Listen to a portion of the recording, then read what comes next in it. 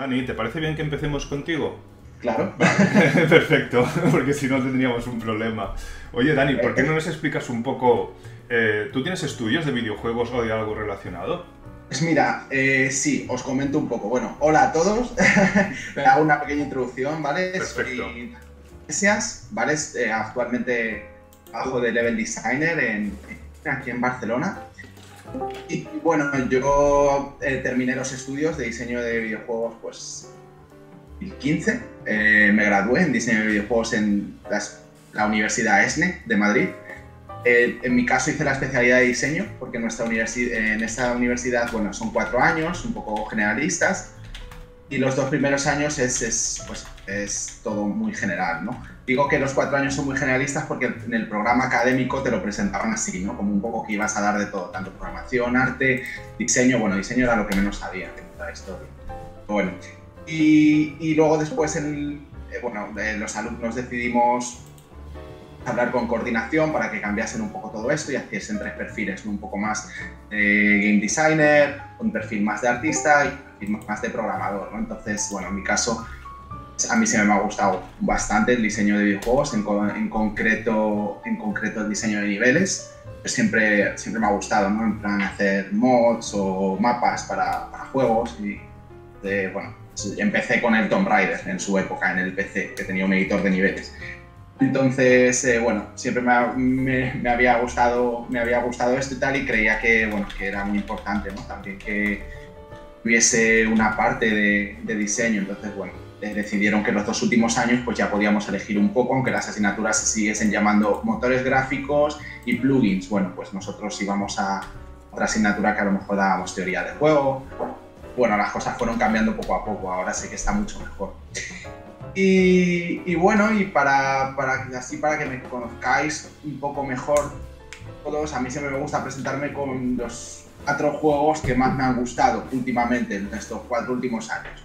Los 4 juegos que más me han gustado han sido el Overwatch, el Inside, el Hellblade y el Fortnite. Para mí han sido los 4 juegos que creo que estos 4 últimos años han marcado bastante como jugador y como diseñador, ¿no? Y bueno, sí, terminé... Dani, un segundo. ¿Puedes repetirlos? Que voy a hacer una votación en el general, a ver cuál de los 4 mola más. Vale. Mira, los 4 juegos que considero que me han inspirado e influenciado, ¿no? Estos 4 últimos años son el Inside, ¿vale? De Activision Blizzard, Hellblade, de Ninja Theory, ¿Vale? y Fortnite. Vale, ahora los pondré en el canal, sí que perdona. Me gusta presentarme un poco así para que veáis, ¿no?, qué tipo de jugador soy, además de diseñador, ¿no? Y que me gusta, porque me dedico a juegos móviles, pero evidentemente siempre he jugado a videojuegos y me gusta un montón los videojuegos. Te digo, todo lo relacionado. Así que sí, esa fue un poco mi trayectoria, y después de la universidad pues ya entré en King, casi directamente. Por contaros un poco más, trabajaba en una tienda de videojuegos los fines de semana, en un game. Y bueno, desde cuando terminé la universidad, pues lo típico, cuando terminas la universidad y el máster es que no sabes qué hacer. Estás como que no te van a contratar en ningún sitio, que, bueno, pues ese sentimiento, ¿no? Un poco de decir, madre mía, he terminado, ¿y qué? ¿No? ¿Y qué? Entonces, bueno, decidí volver a la tienda a seguir trabajando mientras que buscaba trabajo, y bueno, la verdad es que no llegó ni a 6 meses que un profesor de la universidad me comentó que estaban buscando un level designer en King, y la verdad es que al principio pensaba un poco de, bueno, es que no me van a contratar ni de broma porque piden experiencia, ¿no? Es un poco, no me acuerdo quién ha dicho antes, ¿no?, que ha echado el currículum a THQ Nordic y se ha sentido ignorado. Bueno, pues ha sido un poco eso, ¿no? En plan de decir, bueno, es que van a pasar de mí, pero bueno, yo lo voy a echar. Y bueno, al final sí, me llamaron, hice las entrevistas, fue un proceso, la verdad, bastante largo, muy pesado, pero aquí estamos. Qué bien, ¿verdad? O sea... Guay, luego si quieres hablamos un poco del proceso y nos lo explicas un poco, a ver, para darle también bueno, para que sepan a qué se tienen que atener o que tienen que afrontar cuando apliquen a un puesto de trabajo y entren en un proceso de selección, porque a veces parece que es simplemente lanzar un currículum y que se lo miren y digan, venga, va, para adentro. No, esto es larguísimo y es complejo, y luego si queréis pues también podéis explicarlo un poco. Entonces, tú dices que hiciste la carrera en ESNE y luego empezaste en una tienda de videojuegos, y de la tienda de videojuegos ya directamente empezaste en King, ¿no? Sí, correcto. Sí, bueno, yo sí creo, si quieres, creo que es un buen momento para explicar cómo fue la prueba, ¿de acuerdo? En qué se basó y un poco el proceso de selección. Mira, lo voy a decir un poco así, que no suene mal, ¿vale? Pero yo me lo tomé un poco a risa, ¿no? El proceso, en plan fue un poco a decir, bueno, a ver si cuela, ¿no?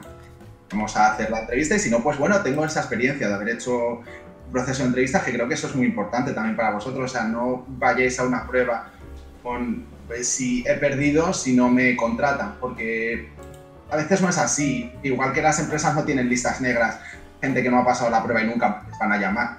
Eso no existe. O sea, es más de, bueno, es un aprendizaje, proceso, y bueno, y al final lo que vais a ganar es la experiencia de haberos presentado, ¿no?, a una serie de pruebas. Y bueno, puede ser que no os contraten cosas, puede ser que no deis el perfil ahora mismo porque estén buscando un perfil un poco más senior, o puede ser que a lo mejor haya un perfil un poco mejor que vosotros en una cosa determinada. Al final nunca se sabe a qué te enfrentas. Entonces, en mi caso, fueron unas entrevistas por teléfono, me mandaron un test técnico de diseño. Esto no tenía, la verdad es que me sorprendió porque no tenía nada que ver a diseño de niveles.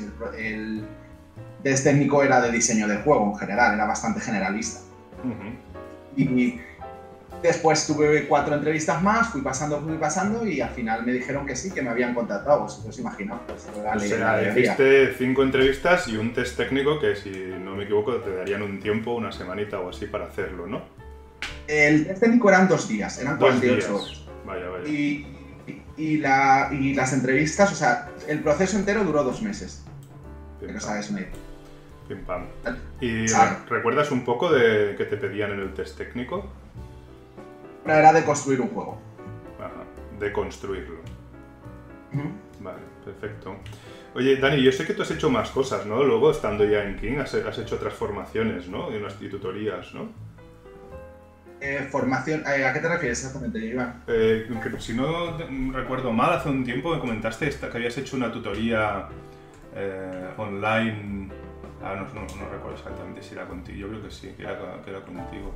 ¿No has hecho una tutoría online con un level designer? ¿Cómo se llama? Sí. Bueno, a ver, mira, estando en King, bueno, estuve hablando un poco con mi jefe, ¿no? Entonces, bueno, creía que era, bueno, a nosotros nos facilitan formación, ¿no?, continua de trabajo, nos dan recursos o cursos si queremos para ir, ¿no?, no sé, a GDC o a donde sea. A ver, la GDC yo nunca he ido, pero sé que hay gente que lo ha solicitado y a lo mejor ha podido ir a la GDC, no todo el mundo. ¿Vale? Entonces, bueno, vi un curso, un mentorship, que lo podéis hacer cualquiera. O sea, le estoy leyendo a Alex aquí una pregunta. Sí, voy a contestarle rápidamente, aunque luego va a ser la única pregunta que conteste, porque voy a seguir, si no pierdo un poco el hilo, ¿vale? Claro. Alex, cuando dicen de construir un juego es decir cómo está hecho, básicamente, o sea, decir cómo está diseñado. No sé si Carlos a lo mejor puedes más específico aquí, explicártelo quizá mejor que el game designer, pero hace bastante que no hago de construcciones. Pero básicamente es, bueno, pues decir, el sistema de inventario funciona así, hacer a lo mejor diagramas, es decir, los learnings, ¿no?, que está bien, que está mal, y bueno, que está bien y que está mal es un poco radical, ¿no? O sea, que se puede mejorar, o que mejorarías tú con el punto de vista X. Entonces, exacto. Y vale, voy a seguir con el tema en el que estábamos. Sí. ¿Dónde me he quedado, Joan? Perdona. Estábamos hablando de esta, porque a veces, esto es algo que también os lo transmito a los dos, ¿no? A ver si los dos sabéis responderlo. A veces a muchos alumnos, cuando acaban la carrera... ¿Me oye? Estabas hablando del tema de la GDC, me parece. Ay, perdón, estaba muteado. Sí, disculpadme. Disculpadme. Digo, Dani, digo que estábamos en el tema del mentorship porque algunos alumnos, cuando... Estas preguntas os las hago a los dos, ¿de acuerdo? Porque algunos alumnos cuando acaban la carrera preguntan qué más pueden hacer, ¿no? ¿Qué más pueden estudiar para especializarse en lo que les gusta, que es el game design o el level design, muchas veces. Y claro, obviamente, másters de game design hay un par de cosas, pero habría que ver el nivel de profundidad que tienen. Si te vas al extranjero sí que ya hay cosas interesantes, pero por ejemplo, estas mentorías de level design a mí me parecieron muy chulas también. Y creo que podrían ser recomendables. Vosotros, si tuviesen que ampliar sus conocimientos especializándose en game design o level design, ¿qué recomendaríais? Y si quieres nos puedes hablar un poco de esta mentoría que hiciste, Dani. Vale.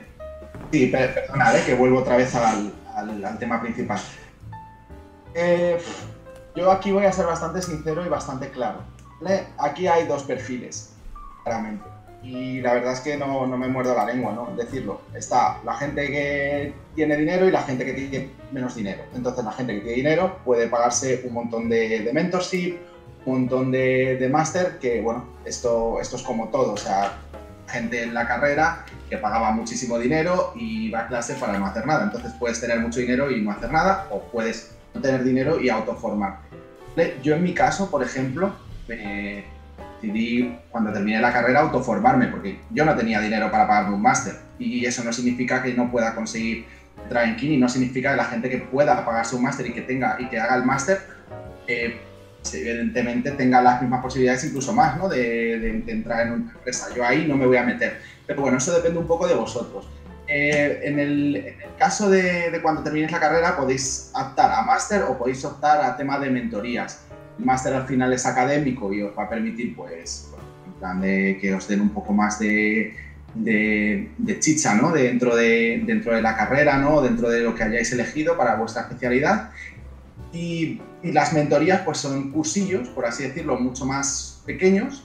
Ahora mismo os paso el link sobre la que hice yo. Y en mi caso, bueno, esta mentoría se la pedí a Fenkin, él me la concedió.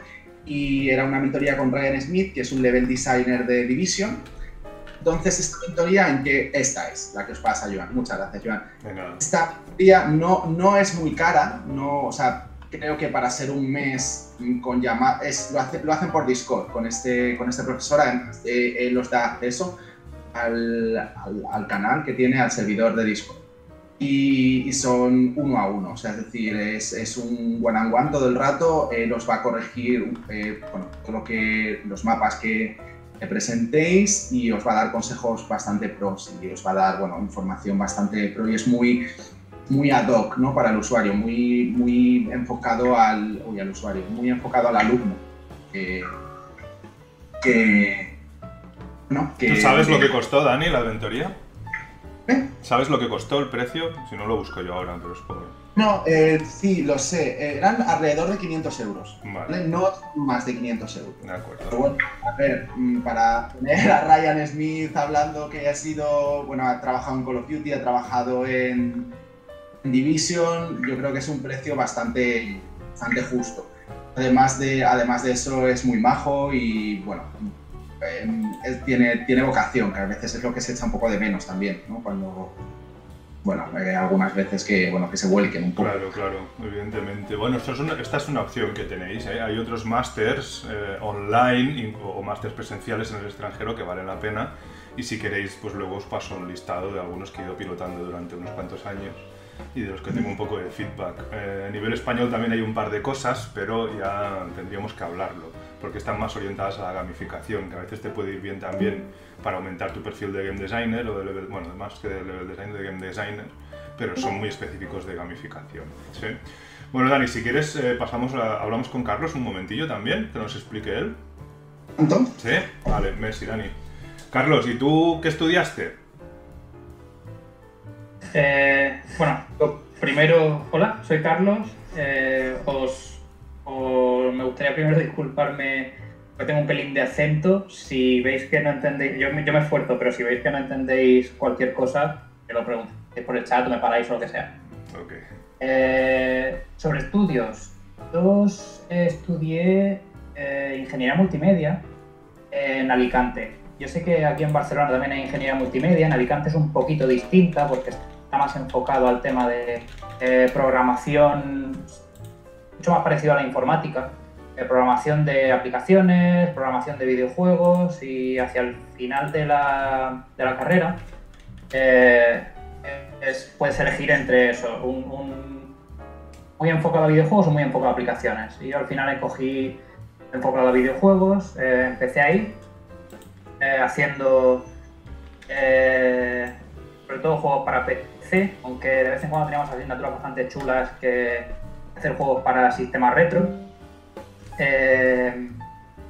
Y bueno, cuando terminé, sería por allá por 2014, empecé a buscar un máster, vi que los videojuegos era lo que me gustaba y bueno, descubrí un máster en UTAD sobre Game Design y tenía suerte de que tenía un poco de dinero ahorrado y ahí me metí, en Madrid. Trabajando allí, o sea, estando en el máster, conseguí un trabajo en Pyro Studios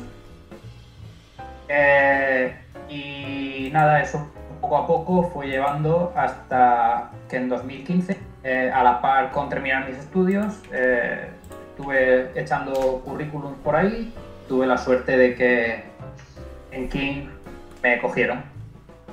Y nada, llevo en King desde entonces. He trabajado en 3 empresas. Pyro Studios, una pequeñita que nos hicimos los miembros del máster llamada Moon Factory, donde hicimos un videojuego primero para Android y luego para PlayStation 4 llamado Rolling Bob. Y ahora en King.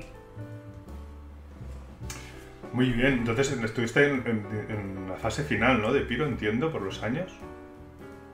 Pero final, además. Fue irme yo y chapar el chiringuito. Vale. Bueno, pero bueno, al menos puedes decir que estuviste ahí, ¿no? El día que el mundo de los hombres terminó, ¿no? Que la edad de los hombres terminó. Perfecto. Sí, entonces, además, creo que medio King ha estado en Pyro, o sea que realmente tampoco es un logro. Ya, vale, perfecto. Oye, y explícanos el máster este que comentabas de la UTAD. Hay 2 másters en España, digamos, de Game Design que tienen un cuerpo, que se pueden medio recomendar. Que son, uno es el máster en Game Design de la UTAD, que es el que dices que tú hiciste, y otro es el del IEPS, ¿de acuerdo? Que está muy enfocado a gamificación también, pero también podría ser útil. ¿Nos puedes explicar un poco? Yo te lo pregunto muy abiertamente, pero tú si no quieres responder algo no lo respondes, ¿vale? Lo que te costó el máster y qué tal fueron las asignaturas, los conocimientos, los profesores, un poco de feedback para los alumnos que quieren ampliar su conocimiento después de la carrera. Pues el máster hace ya algún tiempo, pero si no recuerdo mal fueron 10.000. Es caro, porque es muy caro, es un año entero. Sí que es verdad que los profesores estaban muy bien preparados, a mí personalmente me gustó mucho, pero bueno, es decir, es un posgrado privado y los posgrados privados son lo que tienen. A mí personalmente me gustó un montón. En el año que yo estuve, los profesores eran muy buenos, eran todos profesores del sector, todos estaban trabajando ahí en Madrid, pero teníamos a David Canela de Tequila Studios, teníamos a algún profesor ¿cómo se llaman? De Mercury Steam. Evidentemente teníamos profesores que trabajaban allí en Pyro, que al final era la manera de entrar a trabajar allí. Y no estaba especialmente enfocado a gamificación, por lo menos en mi año. Guay. De hecho estaba muy enfocado a juegos de móvil. Es que un poco más, ahora más tarde, porque la cosa es que al principio estaba enfocado a juegos de móvil, pero con esto que os comenté que hicimos nuestra pequeña empresita, los miembros del grupo, conseguimos una beca de PlayStation Talents. Y de hecho creo que en mi año hubo más grupos que la consiguieron, no sé si 2 o 3 grupos.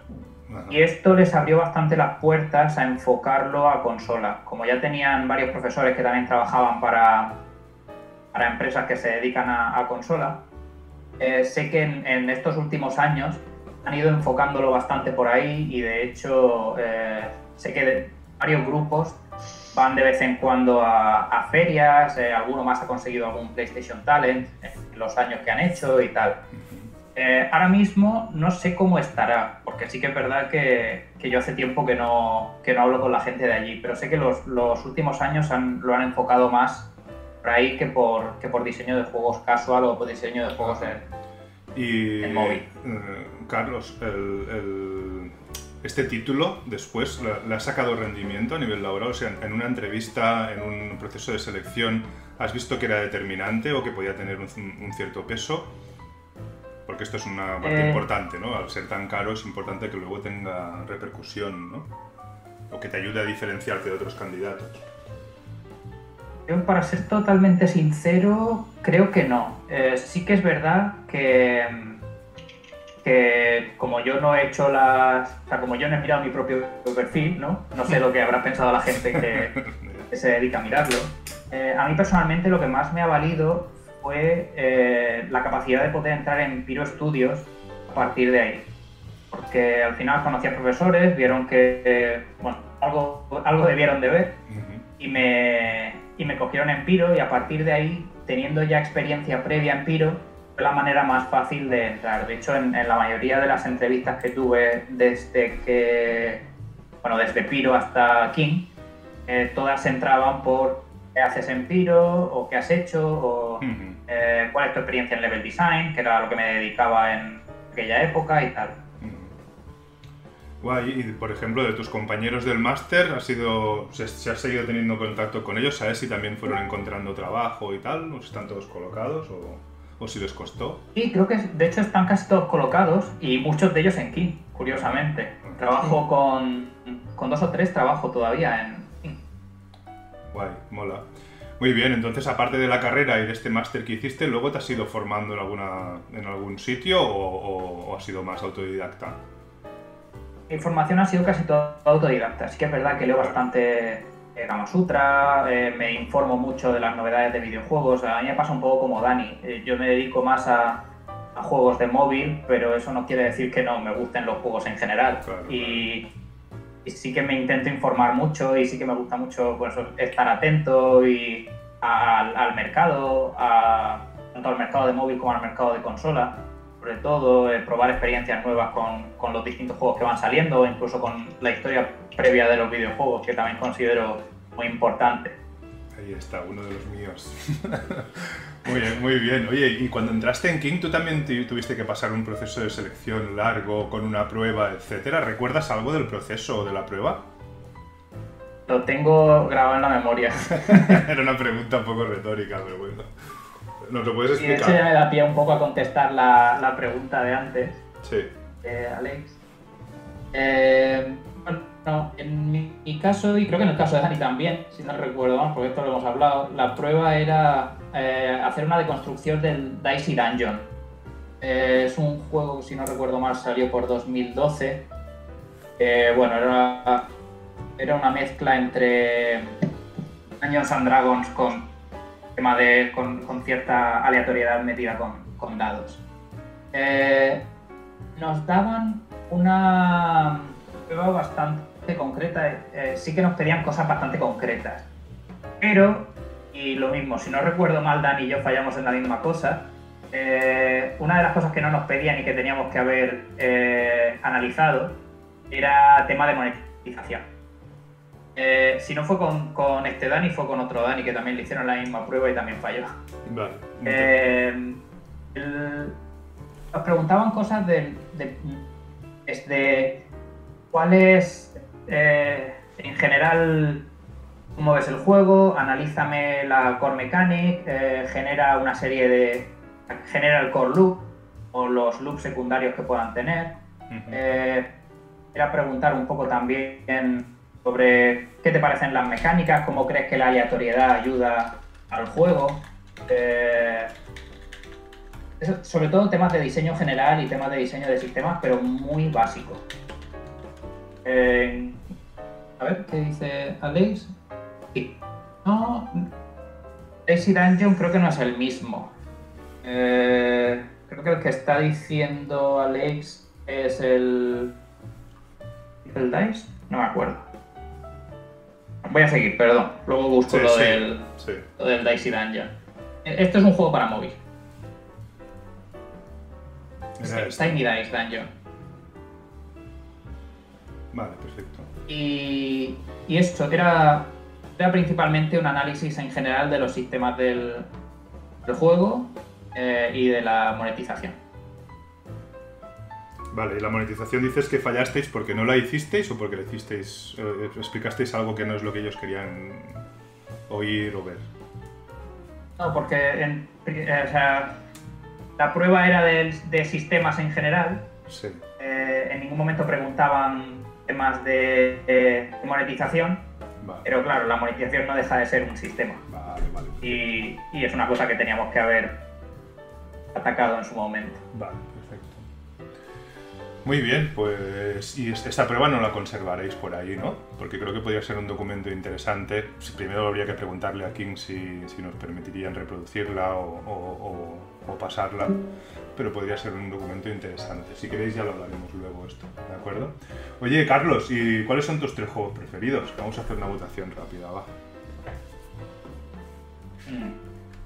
Me lo pones difícil, ¿eh? Pues Dani lo tenía súper claro, ¿eh? Mi favorito es Super Metroid. Super Metroid. Eso seguro. También me gusta mucho el Prey de 2017, creo que era. O sea, el nuevo, no el Prey de 2005, el del nativo americano. Y como tercero... yo creo que The Witcher 3. Bueno, creo que vamos a tener un ganador aquí, ¿eh? Vamos a probar. Bueno, dejo la votación. Super Metroid, Prey y The Witcher. No sé si todos conocéis los 3 juegos, imagino que el The Witcher y el Metroid seguro. ¿Nos puedes hablar un poco del Prey y por qué te gusta tanto? ¿O por qué te gustó tanto? Pues el Prey es un juego muy interesante. A mí una de mis cosas favoritas del juego serían... Hay un enemigo, ahora mismo no me acuerdo cómo se llama. La idea general del juego es, narrativamente, una estación espacial queda invadida por alienígenas y tú eres un personaje que tiene que descubrir por qué e intentar salir. Es una especie de FPS con algunos toques de rol, temas de árbol de habilidades y tal. La verdad es que mecánicamente no innova mucho hasta que te encuentras a lo que dice Joel, los mímicos. Un enemigo, pese a que el juego no es de terror, se dedican a convertirse en cualquier tipo de objeto, de prop dentro del mapa.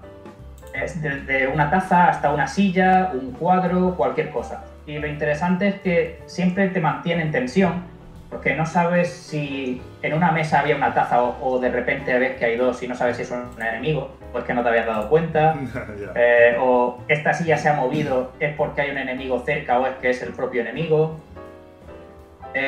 A mí creo que el mímico es precisamente lo que más ha hecho que me guste el juego, porque realmente no había visto nada parecido en ningún otro juego. Sí que es verdad que no he jugado a ninguno de los System Shock, como dicen por aquí. Lo tengo instalado, pero no he encontrado tiempo.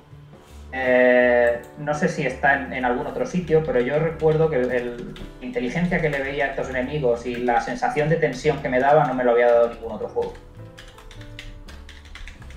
Vale, y muy bien, pues muy bien. Oye, y Dani, tú nos has dicho tus juegos preferidos, pero no nos has dicho cuál de ellos es el que más te gusta de todos, o sea, tu juego fetiche de todos los tiempos. Mira, es que no me puedo mojar con eso. Bueno, pues por ejemplo el Inside o el Hellblade, que son juegos así como más de género, más característicos, y si quieres podrías destacarnos por qué te gustaron tanto uno de estos 2 juegos. Porque ha sido muy interesante escuchar a Carlos explicar por qué el Prey le pareció un juego que le marcó, ¿no? Un juego tan bueno. Explícanos tú uno de estos 2 si quieres.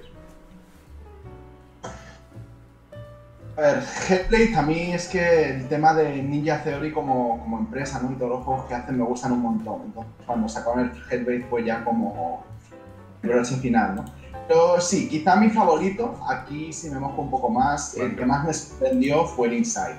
Para mí el Inside supuso una revolución en mí.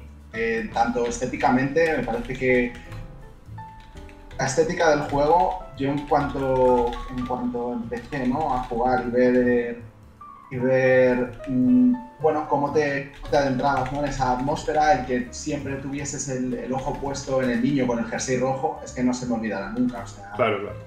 Y sobre todo esa historia, ¿no?, que, bueno, no voy a hacer spoilers, pero te la dejan un poco abierta. La dejan un poco abierta, pero es bastante turbia en sí, no sé, me marcó muchísimo. Lo que más me gustó de este juego, ya a la hora bueno, a mí me gusta mucho el diseño de niveles, es algo que me quiero dedicar y posiblemente, no lo he contado, pero si no fuese diseñador de niveles sería diseñador de experiencia de usuario, porque me gusta más quizá que game design en general, pero bueno, el game design también me gusta mucho, ¿vale? O sea, pero ya son un poco por cosas más propias, más personales, pero el diseño de niveles me recordó muchísimo al Ace Odyssey de la PlayStation, que fue otro juego que me gustó muchísimo, ha sido uno de mis juegos favoritos. Entonces, sobre todo el tema de los puzzles, cómo estaban generados en 2D, cómo tenías que cambiar a veces la gravedad, una serie de puzzles, ¿no? Pues la verdad es que me marcó mucho. Me parecía como, o sea, tengo la sensación como un viaje muy corto pero muy intenso con ese juego. Es como lo podría resumir. Es como un viaje súper corto pero súper intenso. La verdad es que yo creo que son 3 horas que todo el mundo debe invertir en su vida. Sí, estoy totalmente de acuerdo contigo, lo suscribo. Que siempre que estás leyendo artículos de diseño y de level design, siempre aparece el Inside referenciado por aquí y por allá como un gran juego que toca muchas cosas importantes, o muchos palos importantes del diseño de videojuegos. Y nada, solo añadir que en la primera habitación que yo tuve en mi casa, o sea, en una casa donde yo vivía fuera de casa de mis padres, estaba pintada con un gran mural de Leaves. Era como uno de mis juegos fetiches. Bueno. A mí marcó muchísimo. De todas formas, voy a contestar a Joel, que pregunta que se a jugar al Limbo antes. Aquí voy a hacer a lo mejor no sé si voy a levantar un poco polémica, pero a mí Limbo es un juego que personalmente no me gustó tanto, lo veía muy tosco, el control lo veía súper tosco, había cosas en las que yo entiendo que sea un juego estético y que sea luces y sombras, ¿no?, en blanco y negro, pero había muchas cosas que me parecían que como por ejemplo a lo mejor empujar una caja que no estaba del todo pulido como me gustaría. Pues también era un juego indie, es comprensible, pero el Limbo de hecho me lo dejé a medias porque no me consiguió enganchar. O sea, no fue un juego que no, a todo lo contrario al Inside. Yo creo que al final el Inside suplieron todas las carencias de Limbo.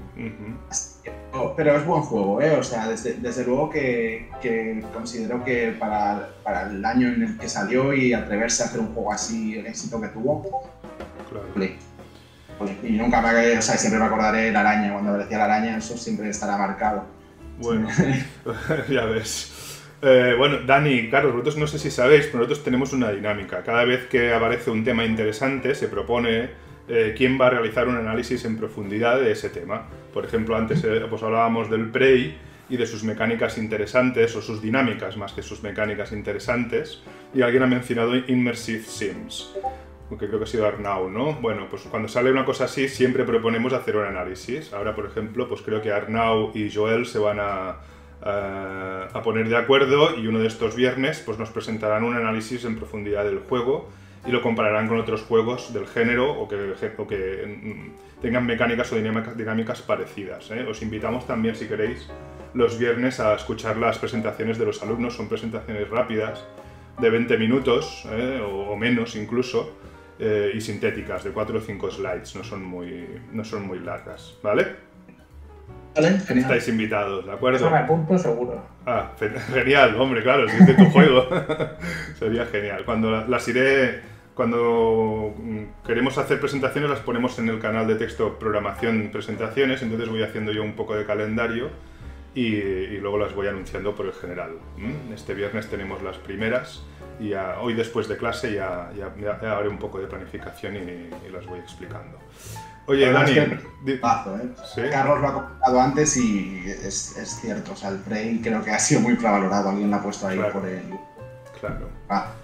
Pues esto vale la pena porque a veces no solo es el análisis del juego, evaluar por qué es bueno, por qué es malo, incluso siempre los alumnos proponen mejoras, que es lo que creo que después les va a entrenar bien para una prueba de acceso a un estudio.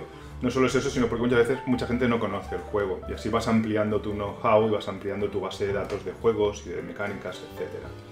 Bueno, continuemos un poco más, ya que te tengo aquí, Dani. Me gustaría que me explicarais, o que le explicarais a los alumnos más que nada, cómo es un loop de desarrollo o un loop de trabajo en King, tanto para level design como para game design. Yo he puesto una semana de trabajo porque generalmente las cosas se suelen dividir en semanas, pero vosotros podéis explicárnoslo en la granularidad temporal que vosotros decidáis, cómo es un día de trabajo, cómo es una semana de trabajo o cómo es un loop abstracto, ¿no? De empezar una fase concreta de un juego y acabarla. ¿Os molaría explicárnoslo? Dani, por ejemplo. Sí, venga, voy a ello. Venga. Vamos a ver. Es complicado, ¿vale? Es complicado porque muchas veces las cosas no funcionan como, bueno, pues como a lo mejor de una forma secuencial, ¿no? ABC. ¿No? Que yo creo que es muy importante también el tema de la adaptabilidad, ¿no? Cómo vais a adaptaros a algunas situaciones, situaciones que se pueden dar o que pueden cambiar, ¿no? Y cómo os vais a ir adaptando a eso. Ahora mismo yo estoy trabajando con Carlos en un proyecto en el que no podemos decir absolutamente nada porque, bueno, está en desarrollo. Y... Es que has estado de callarte. ¿Cómo? ¿Qué dices? Que ha estado muy cerca de callarte el Carlos. Estaba ahí ya a punto de decirte shh, pero bueno. La reportadora en la mano. Exacto.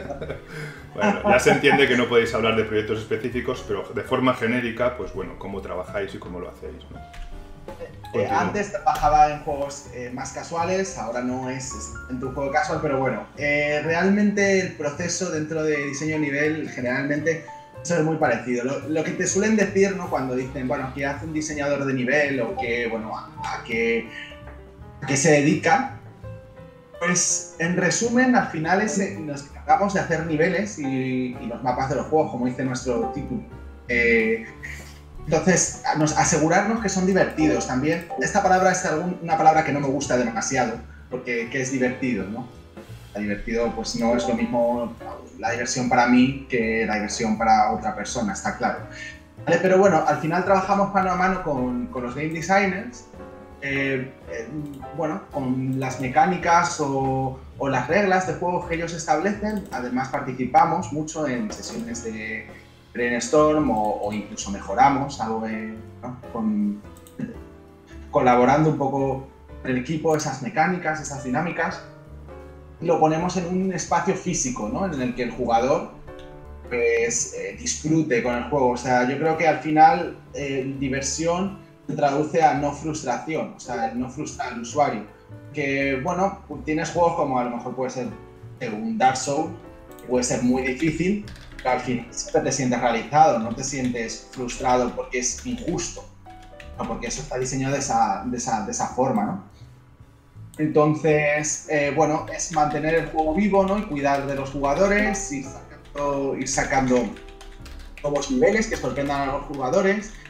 Y bueno, con el equipo de datos solemos analizar métricas para revisar el ritmo, ¿no? Que se llama pacing del juego, level design, que es básicamente eso, que el juego tenga una coherencia a lo largo de que es la duración completa del juego. Si Candy Crush tiene el nivel 1 al nivel 3000, pues no puede ser más difícil el nivel 10 que el nivel 2000, por ejemplo, ¿no? Entonces, o ya no difícil, sino que rete al usuario de la misma forma, que se le presenten las mecánicas de la misma manera. Entonces, bueno, eso, mantenemos la visión del juego con los game designers y con todo el equipo. Entonces, la verdad es que el trabajo en King nunca he sentido que sea rutinario, la verdad. O sea, al final es una empresa que es bastante abierta, bastante plana y nos permite, bueno, pues participar en muchas conversaciones o aportar, ¿no? Que al final de eso se trata. Ajá. Una gente súper maja. de la gente que trabajamos en King, vamos, yo la verdad es que no he tenido ningún problema con ningún compañero. Esto es bastante importante. O sea, al final el talento, hay gente que tiene mucho talento, pero si eres una persona que, siento, por lo que voy a decir, pero que da asco trabajar contigo, pues nadie va a querer trabajar contigo. No, está claro, está claro. Oye, ¿nos puedes explicar lo que es la visión del juego para vosotros? La visión del juego. Esto es algo amplio, ¿no? Pero básicamente que tenga coherencia, ¿no? Que al final lo que plantees al usuario guarde una progresión, ¿no? Eso desde el punto de vista de level design. Entonces, pues al punto de vista de InDesign puede ser un montón de cosas. Puede ser desde la monetización del juego. Sí, luego pues que me corrija Carlos, si meto la pata, pero puede ser desde la monetización del juego hasta la visión creativa, la dirección creativa del juego, cómo queremos, a qué target va a ir este juego dirigido, ¿no? Eso yo creo que es muy importante saber a quién quieres que el juego vaya dirigido. No es igual el público de Brawl Stars que el público de un Candy Crush. El target, ¿no? Bueno, hay una explicación un poco amplia de lo que es el vision statement o la visión del juego, pero sí que es cierto que hay que tenerlo ahí encima, ¿no? Como sobrevolando cualquier decisión que tomas, y que sirve un poco como lugar de contraste para decir, a ver, esta decisión que he tomado contrasta bien aquí, encaja bien con esta visión del juego, etcétera, ¿no? Vosotros... Dime. Es muy importante que el juego tenga un objetivo, incluso el nivel, ¿no? Desde el macro design, que puede ser el juego, cuál es el objetivo del juego, hasta el micro design, ¿no? Que es en plan cuál va a ser el objetivo de este nivel en concreto. O sea, un nivel al final tiene que tener una entrada y una salida clara. Vale, o sea que en un principio, y ahora lo hablaremos con Carlos, pues los game designers diseñarán este documento inicial con la visión del juego, incluso un poco más detallado, si va hacia el GDD o algo así. Ahora nos hablará él si los hace o no, nos explicará. Pero en un momento determinado entráis los level designers a diseñar niveles para ese juego, que ya tiene un sistema o unos sistemas, y tiene unas mecánicas más o menos decididas. Entonces entiendo que hacéis un brainstorming, un poco, una lluvia de ideas para ver qué tipo de niveles podéis hacer. Y en el momento en que tienes que ponerte a hacer el nivel, ¿tienes alguna metodología o algún framework que sigues? ¿O King tiene alguna metodología, no sé si más abierta o más cerrada para diseñar sus niveles? ¿Algunas directrices? ¿Nos puedes explicar un poco cómo es hacer un nivel concreto para un juego de King? Sí, mira, al final el proceso de trabajo es el mismo. No, o sea, al final, si haces un nivel para un juego que es casual y bueno, lo tienes que hacer a lo mejor más rápido porque tienes que crear 100 niveles, otro tipo de juego que a lo mejor bueno, requiere niveles en 3D que son más complejos de hacer, pero al final siempre el primer paso, además del brainstorming previo, donde ya bueno, se define cómo va a ser, ¿no? El nivel o qué mecánicas queremos involucrar, ¿no? Entonces es bastante interesante. Bueno, ahora cuando os cuente el proceso os daré un artículo por el tema del Rational Level Design, que yo creo que es bastante interesante. Guay. Al final, bueno, empezamos creando el nivel, ¿no? El editor, y bueno, tenemos en cuenta pues el juego, las reglas, las mecánicas que queremos seguir, entonces empezamos a hacer el nivel. Jugamos mucho, esto es muy importante. El nivel tiene que ser jugable y tienes que jugar a tu nivel, tienes que pasarte tu nivel y tienes que masterizar tu nivel. O sea, es así, no puedes crear un nivel que sea imposible porque luego lo pones para un montón, bueno, lo sacas, ¿no? Para un montón de personas y claro. Al final, claro, no es jugable, entonces tiene que ser jugable, bueno, no es que tú eres el diseñador y eres el jefe, ¿no? Aquí, porque digo yo que esto va a ser difícil, pues lo jugamos un montón, nos lo pasamos, vemos que es divertido, que, bueno, que tienen una buena sinergia, mecánicas entre sí, y pasamos a sesiones con el equipo. Esto es algo que a mí, la verdad es que me gusta muchísimo hacerlo y soy súper fan de hacer esto, que es al final reunir a todo el mundo del equipo, a jugadores, o bueno, al final quien se quiera unir. Ahora, por ejemplo, lo estamos haciendo más con diseñadores, pero en los equipos que trabajaba antes podía venir hasta un programador o un artista. Entonces jugábamos el episodio entero. El episodio finales en el Candy Crush pues son 15 niveles, ¿no? Entonces un episodio se compone de 15 niveles. Entonces se juega todo el equipo a esos 15 niveles luego les pasábamos una encuesta, les hacíamos una encuesta para recoger el feedback que tenían. A lo mejor este nivel me ha gustado, este nivel me parece soso, este nivel me parece un infierno. Entonces, bueno, nosotros veíamos que podíamos mejorar. Yo, la verdad es que soy bastante user-centric, ¿saben? Creo que al final siempre tienes que escuchar al usuario, ¿no? Y no en todo, porque a ver, hay cosas que son así y, bueno, si estás diseñando un nivel que es difícil, pues a ver, tiene que ser difícil. Al final, porque entra en el juego otra serie de cosas, como puede ser, pues, bueno, monetización o ritmo de juego o reto para el jugador, pero bueno, en general, al final cogíamos feedback y mejorábamos, ¿no? El juego, el nivel, que esto es el siguiente paso, que es de tweakear, ¿no? Que es el famoso tweakeo de niveles, ¿no? Que al final con feedback se va tweakeando y se vuelve a jugar. Y si todo está bien, pues ya vamos a Cuba. Después de mandarlo a Cuba que esté bien, que no haya ningún problema, pues ya se lanza lo que es el episodio del juego. Entonces ahí ya pues se lanza al público en general, bueno, y se monitoriza todo esto con gente de los data scientists, con gente de datos, ¿no? Yeah. A ver cuál es el feedback real a la hora de tener el nivel, de haber lanzado el nivel, tener métricas, ¿no? Que se llaman, ¿no? Las métricas de los niveles y cómo han funcionado, y aprender de eso, bueno, pues para los siguientes episodios, ¿no? Correcto. Entonces tú has dicho que al principio del proceso, después de brainstorming, seleccionáis unas mecánicas, ¿eh? Si en un nivel concreto tiene que estar vinculado a unas mecánicas que de alguna forma interactúen bien entre ellas para que generen unas dinámicas o para que creen unas dinámicas. ¿Lo he entendido bien?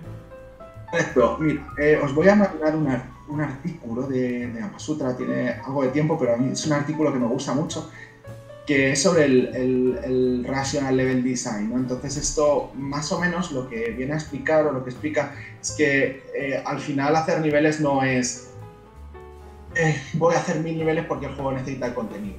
Hacer contenido, pero con un poco de lógica. De significado, ¿no? Es decir, si a lo mejor tienes una mecánica, no sé si habéis jugado al Candy Crush, pero por ejemplo los niveles que tienen la máquina de chocolate, la que echa chocolate al tablero, entonces tienes que destruir las piezas de chocolate, Sí. haciendo match. Si tú a lo mejor estás usando esa misma mecánica, no sé, en los 5 siguientes niveles todo el rato, pues al final se produce una fatiga al jugador. Tampoco puedes caer en, bueno, esto es un poco, yo lo suelo llamar, no sé si habéis jugado, pero el efecto Death Strand. Es en plan de, doy un montón de mecánicas al usuario, un montón de cosas que hace, un montón, pero al final me puedo pasar el juego andando. Sí, nosotros llamamos a esto FOS, las First Order Optimal Strategies, estrategias básicas de primer orden. No sé si... Exacto, entonces claro, pues todo lo que a mí, yo personalmente me gusta que todo lo que diseño esté integrado de la mejor forma posible y al final se use. Que luego a lo mejor al usuario se le ha olvidado esa mecánica o se le ha olvidado hacer X cosa, entonces no sé, no puedes pretender que el usuario esté pegado al móvil las 24 horas del día jugando a Candy Crush.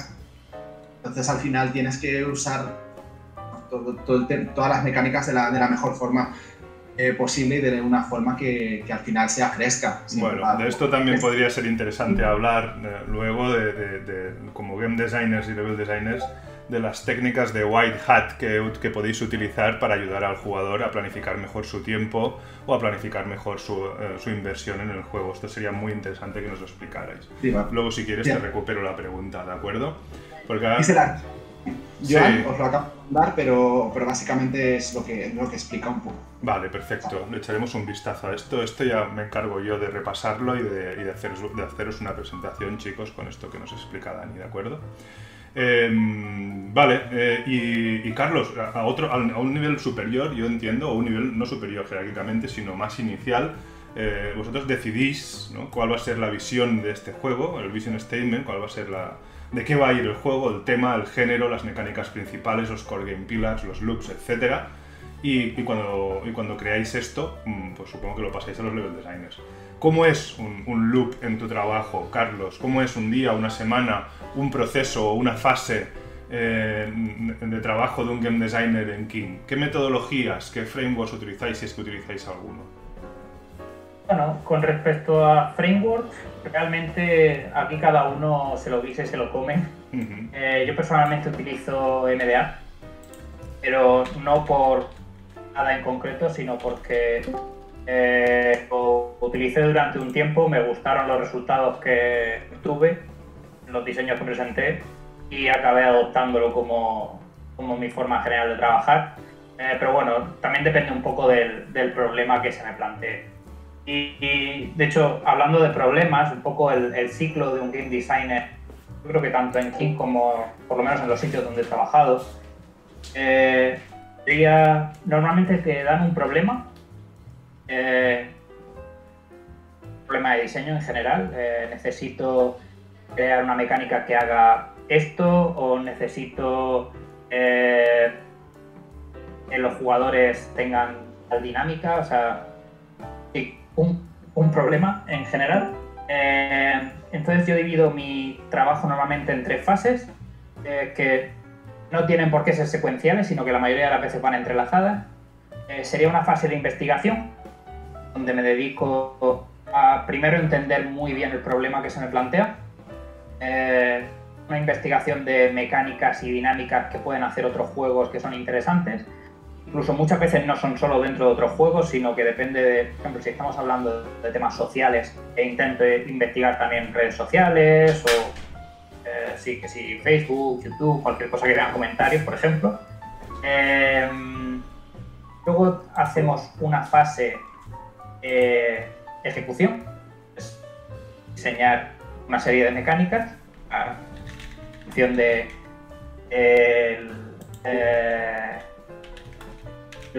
la investigación que hayas hecho, de lo que creas conveniente, o sea, generar soluciones al problema, y una fase de iteración, donde se le presentan las soluciones a usuarios o a gente del equipo, y bueno, con el feedback recibido, interpreta dicho feedback y se mejoran las soluciones. Normalmente, cuando se te presentan un problema, a mí personalmente me gusta generar un mínimo de 3 soluciones. Más que nada porque te da un poco de amplitud de miras. Incluso si ves que hay una que es la correcta, normalmente lo que hago es mirar desde la opción más conservadora hasta la opción más loca. Y a partir de ahí ir generando soluciones intermedias y ver las que mejor funcionan para el juego y presentarlas. A ver, un momento, que silencio. Miqui, igual te puedes mutear, por favor. Vale, continúa, perdona, Carlos, que se le debe haber... No hay problema.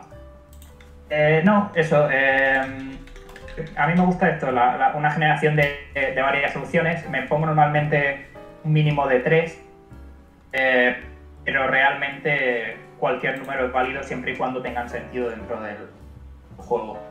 O sea, primero pasas por una fase de descubrimiento, ¿no? De investigación, hacer un poco de research sobre el problema que te han expuesto, que te han pedido que resuelvas, y luego empiezas a generar soluciones. Nunca te contentas con una sola y como mínimo te exiges 3 a ti mismo. Me parece muy interesante, destacable, el hecho de que digas que intentas que algunas de ellas sean un poco más radicales, un poco más extremas, ¿no? Eso es una exploración de los límites, de lo que habitan los límites del diseño, que creo que es una buena lección también para los alumnos. Oye, antes de que continúes explicándonos tu proceso, ¿quién te pide que resuelvas un problema? ¿Que hay ahí un lead designer, un lead game designer o un director del juego? Depende del equipo. Me he enfrentado a todo. Normalmente sí que tenemos un lead designer, pero también depende un poco del proyecto, donde nosotros tenemos una serie de cosas que tiene que haber en el juego y producción, o alguien que se dedica a la priorización de problemas, priorizan los problemas y se reparten entre los miembros del equipo en función de su expertise o de donde te toque. Vale. Normalmente son un lead designer, pero puede ser un director creativo, puede ser varios perfiles te pueden pedir como game designer que resuelvas un problema, ¿no? Que te pueden exponer el problema para que busques soluciones. De acuerdo. Incluso muchas veces tú mismo te tienes que poner esa serie de problemas. no es la primera vez que pasa, se generan una serie de soluciones para un problema concreto. Como todo, genera muchos más problemas y tienes que estar investigando un poco cómo atar bien los diseños de un sprint anterior. Correcto. Se genera ese árbol, ¿no? De un problema genera más problemas. O una solución te genera también nuevas ideas, ¿no? Eso es. Vale, perfecto. ¿Y hay algún paso más en este proceso? ¿Acabas presentándolo, acabas haciendo un pitch de las diferentes ideas a tu lead designer para que escoja una? ¿Cómo es el proceso para decidir cuál de ellas va a ser implementada? Porque implementarla luego es un coste, ¿no? en desarrollo. Normalmente, o lo que yo suelo hacer es categorizar dichas ideas, tanto no solamente de más conservador a más loco, sino de mayor a menor coste. Y es un tema de conversación. Sí es verdad que la última palabra la va a tener el lead designer, el equivalente, pero una cosa muy interesante es que puedes conversar con todo el equipo y ver a lo mejor una cosa que tú crees que tiene mucho coste, luego en programación o en arte no era tanto, que podemos reaprovechar una serie de assets o algunas funciones que tengamos ya del propio juego que te vengan dadas por algún SDK. Claro. O puede ser también que cosas que tú crees que son bastante baratas, luego tengas que hacer una conexión a servidor y esté roto. Entonces lo importante es mantener una conversación orgánica con el resto del equipo, cuanto más mejor. O sea, cuanto más mejor, no de voces, Claro. sino de un input general. Porque luego yo como diseñador me dedico a interpretar ese input y a dar mi recomendación de la mecánica, que no siempre va a ser la que se elija, evidentemente, porque a veces no he tenido en cuenta según qué cosas, pero eso es bastante... Intento que sea bastante orgánico, en general. Perfecto. Y escúchame, una pregunta clave, Carlos. ¿Tú cuando diseñas estas propuestas, las prototipas o las diseñas solo sobre papel? Pues depende un poco del tipo de diseño. A mí me gusta hacer algunos prototipos, en función de la fase en la que estemos, sobre todo de usabilidad. Pero también depende de si tengo tiempo o no tengo tiempo. Y muchas veces se va poco a poco cerrando el círculo de tienes 5 ideas, eliges 3, prototipas las 2 más interesantes, y al final se elige una. Correcto. ¿No? Y esos prototipos se los dejas probar a estos miembros del equipo que decías, ¿no? Un poco en la línea de lo que hace también Dani con los niveles, ¿no? Unos playtestings internos, por llamarlo de alguna manera, ¿sí? A mí me gusta que sea bastante interactivo el proceso. O sea, no genero un prototipo antes de tener la mecánica bien atada o antes de saber exactamente lo que quiero hacer, porque al final eso es mucho trabajo que vas a tirar. Entonces, dentro del propio diseño, hay una serie de fases donde, yo por lo menos hago una serie de fases. Al principio se generan las ideas como pitches, poco a poco se van atando cada vez más, se van descubriendo qué implicaciones tienen dentro del juego, qué cosas son interesantes de dicha mecánica que puede necesitar el juego o cosas que no teníamos previstas de otros juegos que los jugadores pueden hacer, una investigación de dinámicas. Y cuando ya tenemos algo elegido, cuando ya tenemos algo que decimos, vale, esto más o menos nos gusta cómo va a funcionar, entonces sí hacemos algún prototipo.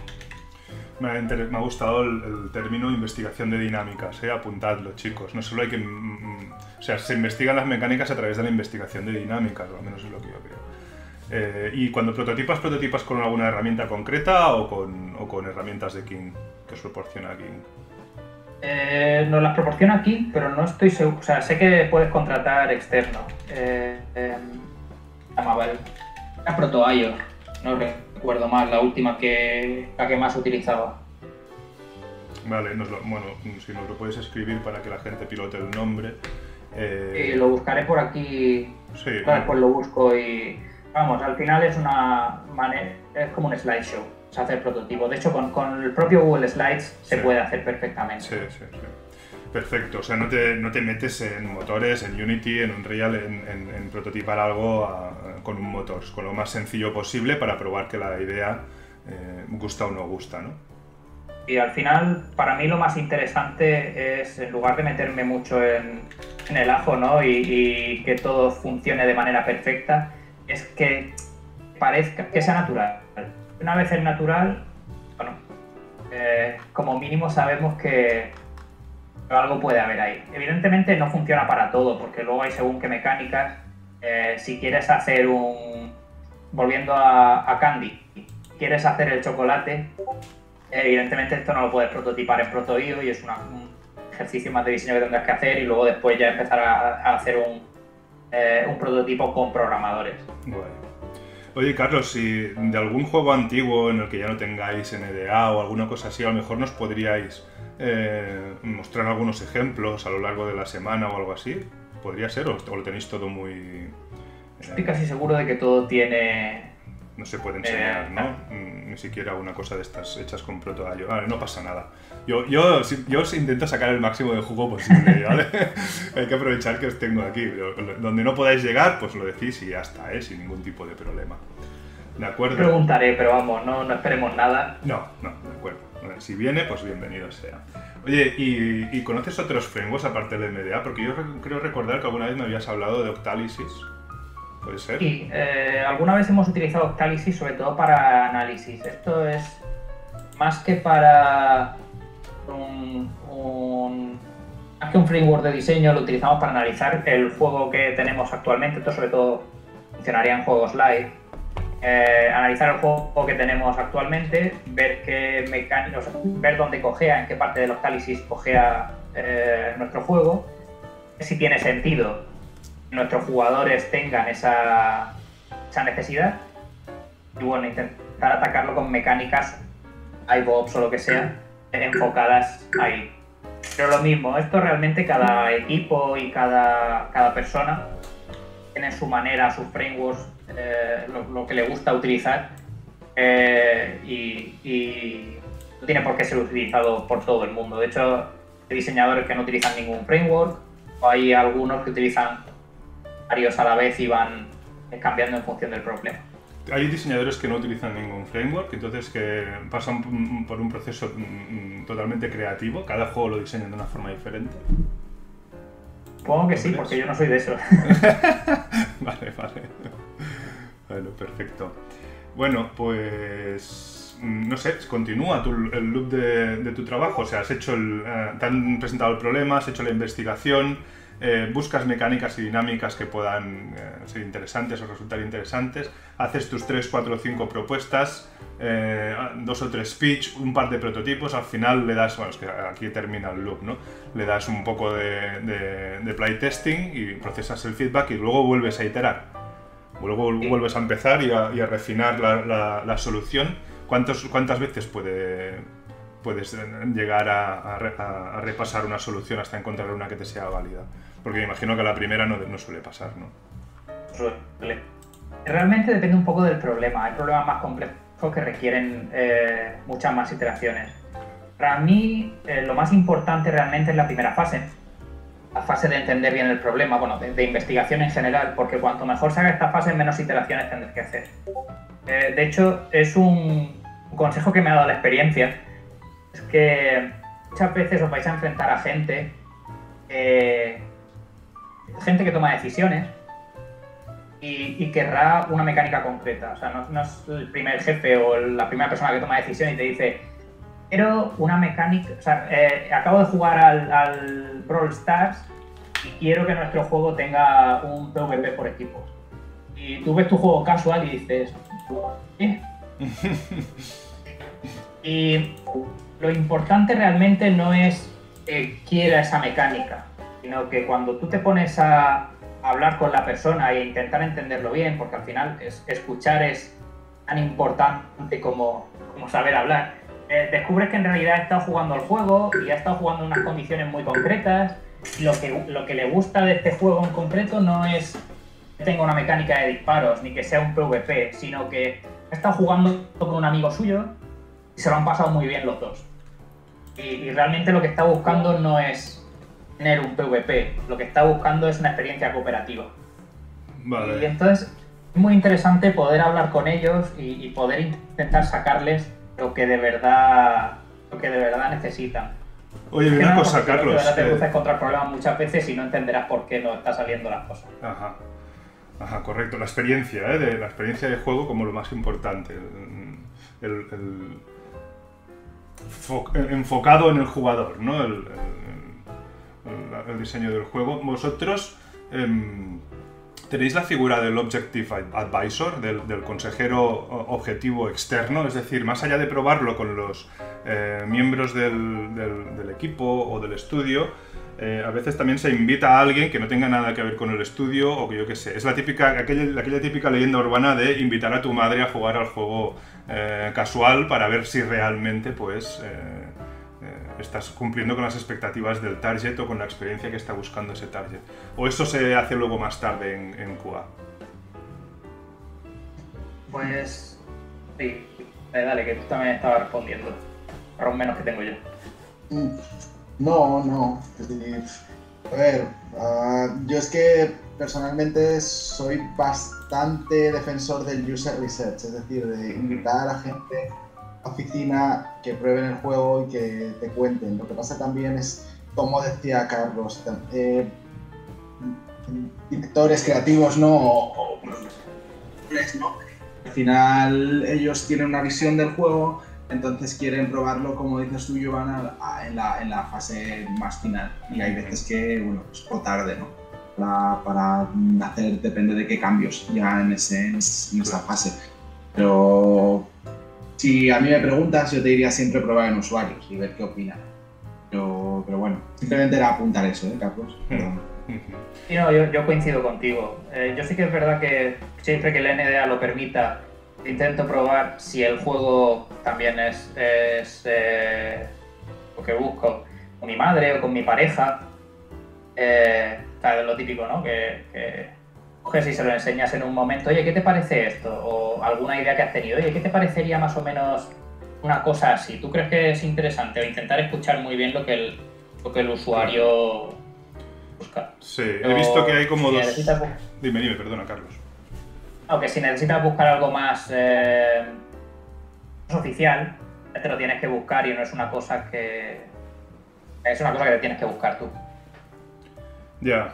Es una figura que he visto que tiene como dos perfiles diferentes y que veo que tanto en el diseño de niveles como en el diseño de juegos, cuanto antes la implicas en las ideas o en las propuestas o en las soluciones que has encontrado, mejor.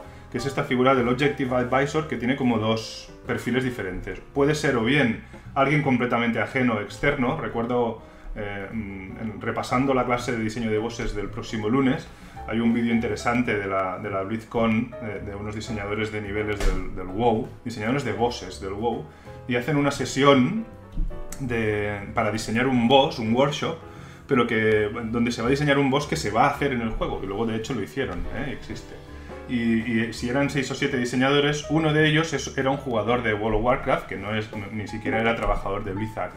Y cada vez que hablaba, pues todo el mundo callaba y tomaba notas en plan, vale, esto es la experiencia de usuario, esto es en lo que nos tenemos que fijar, porque si no a veces el proceso se puede convertir un poco en algo endogámico, ¿no? Y nosotros podemos creer que es muy sencillo, muy fácil, muy estrepidante, es interesante, es divertido, pero no tenemos esa referencia. Ese es uno de los perfiles del Objective Advisor. Por otro lado, también pienso que hay otro que es el pagado, digamos, ¿no? Es aquel psicólogo o aquel sociólogo al que invitas a una de tus sesiones y le pides consejos sobre un consejo totalmente externo. Incluso hoy en día creo que también hay perfiles de playtesters de alto nivel, digamos, ¿no? De consultores que pueden echarle un ojo a tu nivel o a tu diseño de videojuego antes de que empieces a desarrollarlo y te tires meses desarrollando, y cuando desarrollas las cosas buenas y desarrollas las cosas malas también, hasta que se acaban convirtiendo, pues en la idea está el feature creep, ¿no? La pregunta iba un poco en esa dirección, pero entiendo que en estas primeras fases vosotros lo probáis de una forma más interna, ¿no? Una de las cosas que de hecho me recuerda lo que estás hablando del Objective Advisor es que, por mi experiencia por lo menos, los jugadores que invitas a jugar al juego o que invitas a que te den consejo a probar prototipos suelen tener muy claro, o sea, el framework que tienen de pensar está todo ligado al juego. que evidentemente no tienen preparación profesional para pensar en mecánica más allá de lo que ven. Entonces hay que saber interpretar muy bien lo que están pidiendo. No sería la primera vez que intento hacer un user test y lo que me dicen es que quieren ganar más. Todo radica en que quieren más boosters o pasarse niveles más rápido. Ajá. Y claro, cuando te pones a pensarlo, realmente no quieren eso, porque luego tú le das un montón de boosters o pones el juego a mínima dificultad y lo pruebas y no funciona igual de bien. Lo que te están pidiendo son un mayor ciclo de recompensas más frecuentes. Lo que te están pidiendo es que en realidad están atascados en un nivel y no se lo pueden pasar y eso determina todo el test. Tienes que entender muy bien, en mi opinión, tanto lo que te están diciendo como el contexto de dónde vienen ellos. Lo que están diciendo y el contexto, ¿de acuerdo? O sea, tienes que procesar ese feedback e interpretarlo bien, ¿no? De acuerdo. Bueno, muy bien. Bueno, yo creo que vamos a ir cerrando, si os parece. Me gustaría haceros una pregunta un poco abierta, que también es de estas susceptibles de si la queréis responder bien y si no, pues nada, ¿de acuerdo? Porque la de si estáis trabajando en algún proyecto interesante del que podáis hablar, ya no os la hago directamente. Ya no os pongo en ese brete. ¿De acuerdo? Pero hay una que sí que considero que es, o que puede ser un poco sensible, ¿de acuerdo? Y me gustaría saber si aquí os mojáis o no. Trabajar en una empresa muy especializada en juegos, vamos a llamarlo casuales, de móvil, etcétera, o en algún momento determinado te puede limitar creativamente como diseñador de niveles o como game designer, o puede hacer tu trabajo muy específico, muy concreto. ¿Vosotros os habéis sentido limitados en este sentido? Trabajando en Kik, no, pues yo que sé, no pudiendo hacer pues, los típicos mapas de combate, el counter o lo que sea, o juegos de mundo abierto, o narrativas complejas, o quest lines que sean un poco más amplios, ¿de acuerdo? Respondiendo a alguien, sí, no voy a cerrar la clase o sea, lo que estoy diciendo es que voy a cerrar mis preguntas directas y voy a pasar directamente a las vuestras, ¿de acuerdo? ¿Os encontráis limitaciones o al final no? Al final tenéis cierta libertad creativa. ¿Es tu primero, Dani? Venga, voy yo primero. A ver,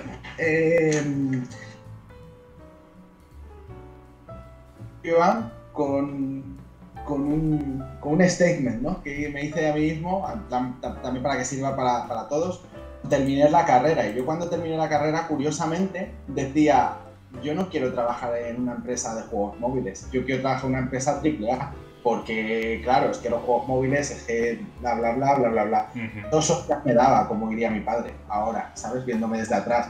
Porque realmente, o sea, al final cuando entras, ¿no? Dentro del desarrollo de videojuegos da un poco igual, ¿no? Qué videojuego sea, porque al final de todo puedes aprender, de todo lo puedes llevar un poco a tu terreno.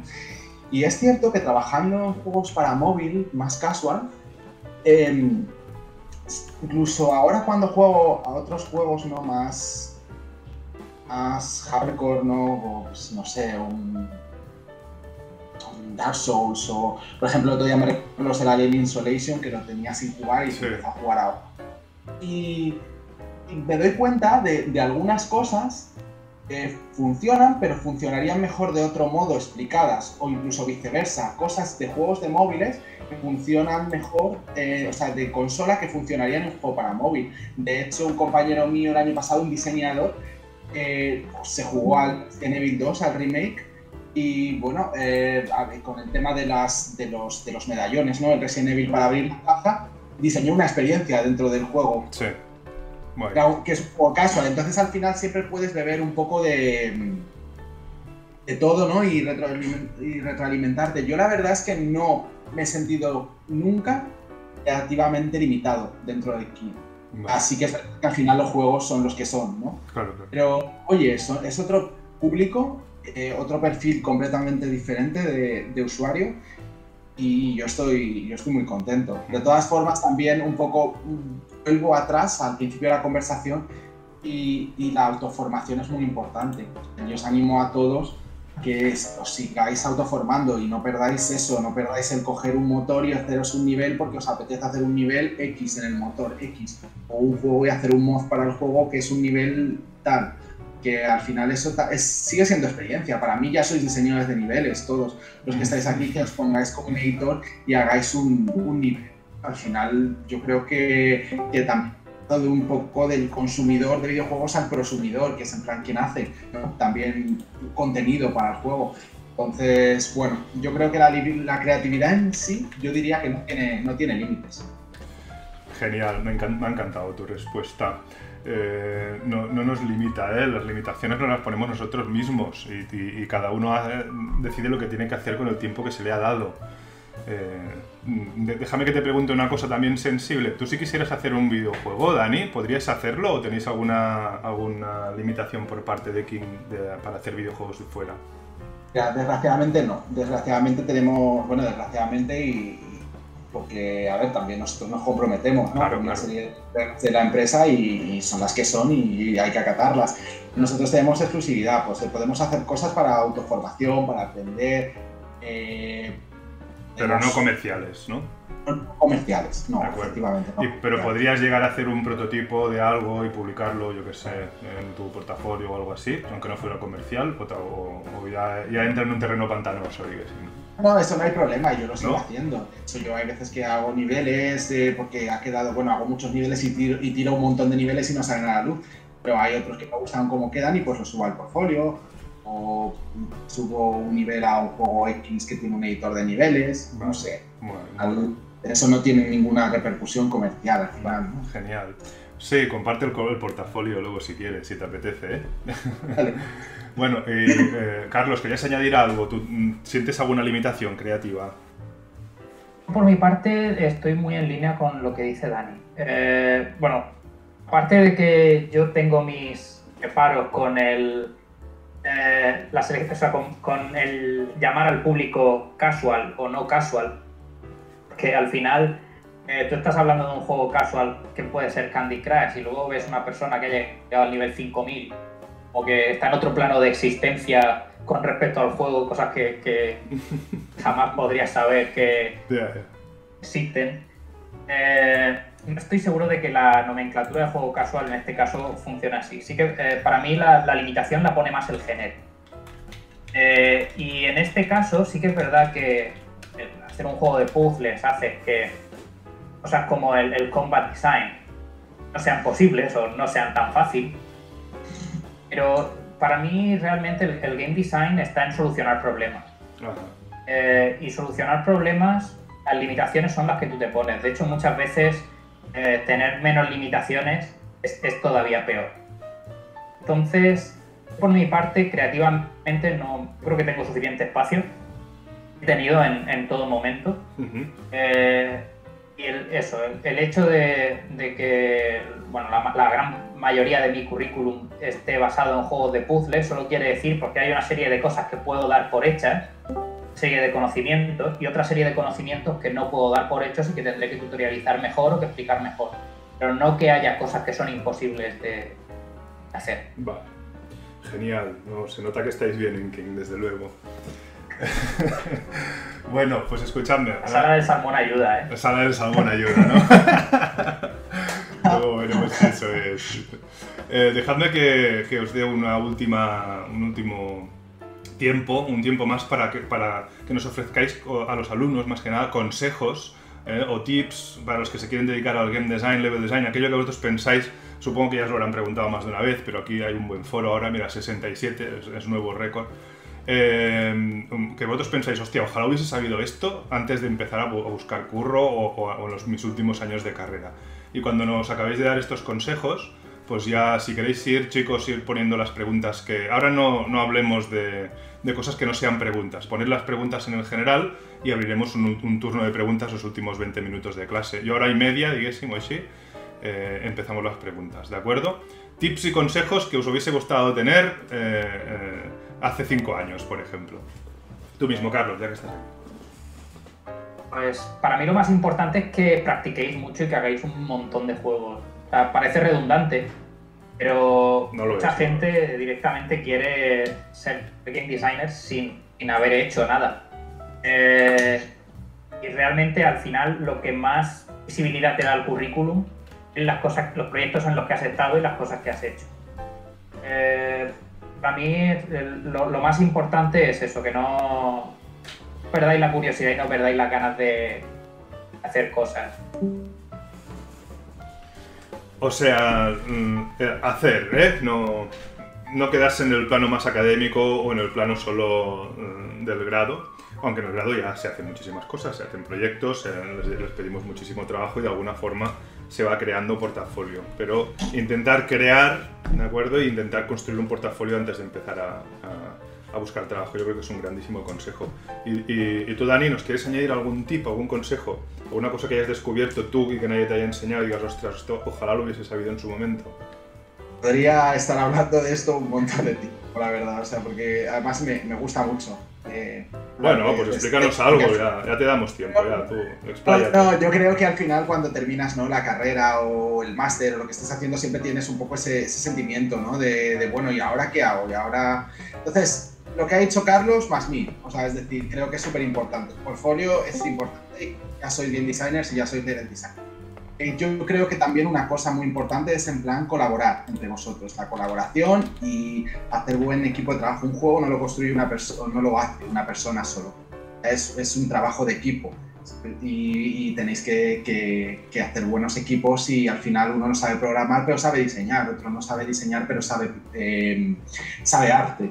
Entonces, bueno, yo creo que es muy, muy importante, ¿no?, que generéis buenas sinergias para empezar a desarrollar trabajos. Al final es que es un trabajo, al final desarrollar juegos, prototipos que nutran, ¿no?, en plan vuestro portfolio. Una cosa que a mí ya estaba trabajando en King y me acuerdo hace unos años, creo que fue la Fan and Serious de 2017-2018, que vino Jeff Kaplan de Blizzard, de Overwatch, uno de los diseñadores principales, y bueno, hacer una charla. Y yo me quedé con un consejo, digo, muy, muy importante, que dije, mira, fíjate, si es que al final es yo creo lo que siempre he pensado, ¿no?, un poco, que decía...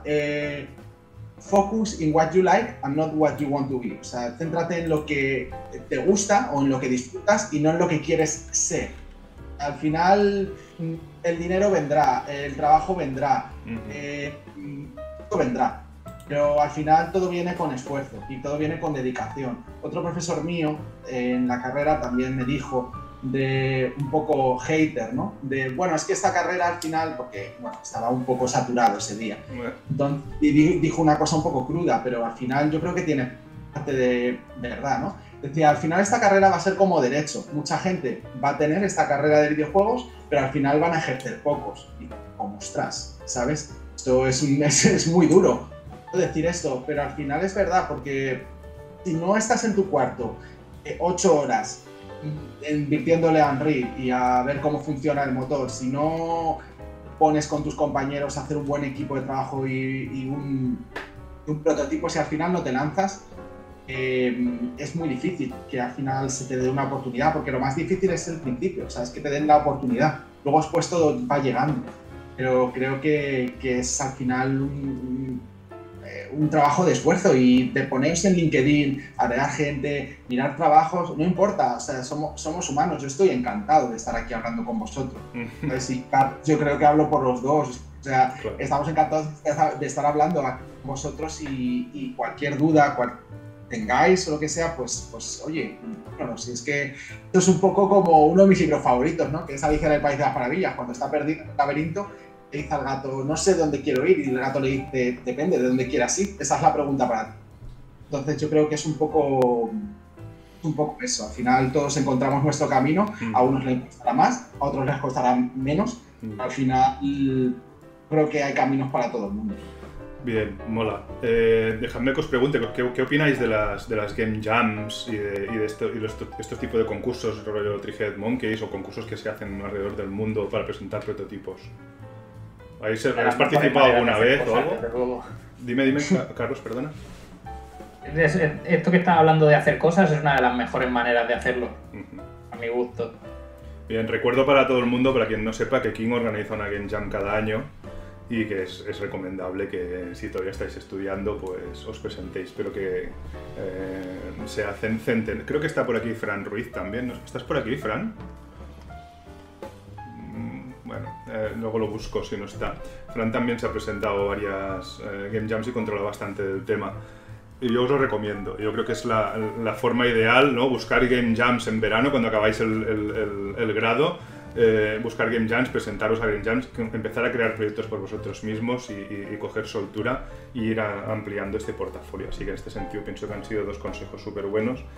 Pensad que aquí tenéis también un foro, igual de cómodos que estáis vosotros, seguro que estamos todos nosotros. Nos encanta escucharos hablar sobre, más con conocimiento de causa, sobre vuestra experiencia trabajando de lo que todos los que están en este canal les gusta, que es Game Design y Level Design.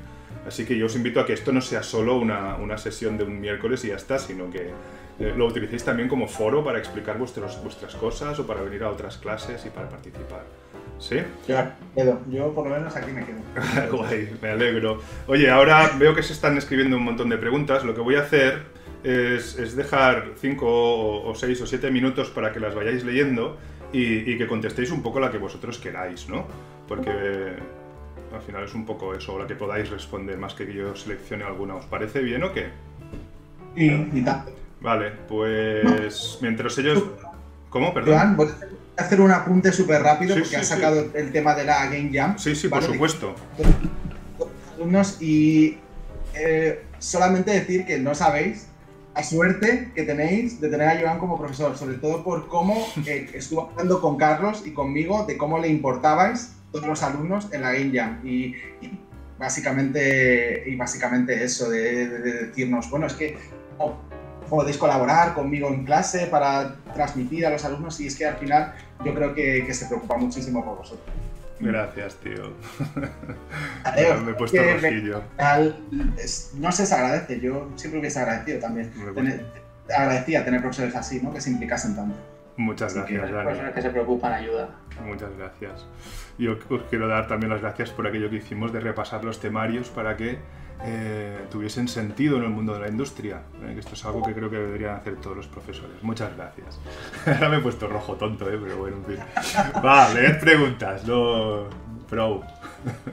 Chicos, si tenéis más preguntas, idlas poniendo. Intentad ser sintéticos con las preguntas, preguntas, si pueden ser cortas, específicas, ¿de acuerdo? Y si podéis resumir las preguntas en una sola pregunta, mejor. Estos son consejos ya para futuras sesiones, porque ahora ya habéis soltado por aquí cada montón de preguntas, increíble.